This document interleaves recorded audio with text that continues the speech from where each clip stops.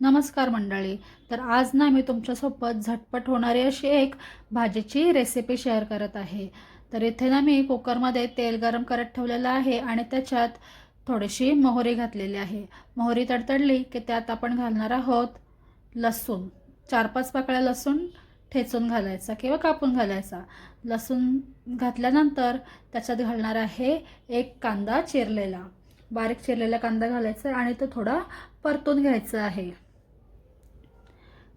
कांदा परतल्यानंतर आपण त्याच्यात थोड्या वेळाने टोमॅटो घालणार आहोत.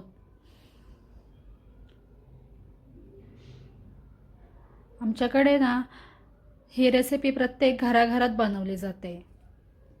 बघू शकता तुम्ही कांदा आपला थोडासा पिंक कलरवर परतलेला आहे. आता आपण याच्यात घालणार आहोत टोमॅटो. याच्यात ना टोमॅटो थोडा जास्त घालायचा म्हणजे या भाजीला चांगली टेस्ट येते, कारण आपण याच्यात दुसऱ्या कोणत्याच भाज्या नाही घालणार आहे.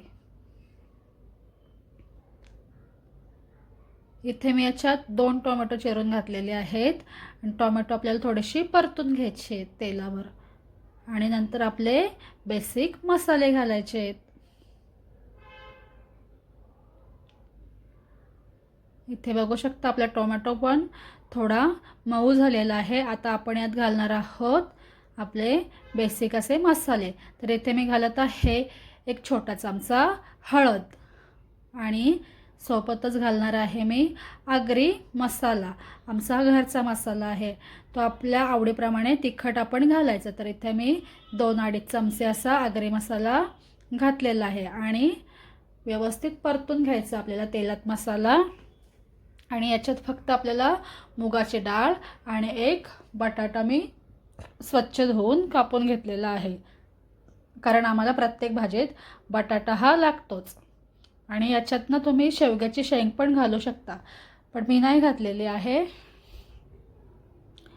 आणि परतून त्याच्यात आपल्याला घालायचं आहे पाणी घालायचं आणि मग कोथिंबीर घालून आणि थोडासा मीठ टाकायचा की आपली भाजी रेडी होईल.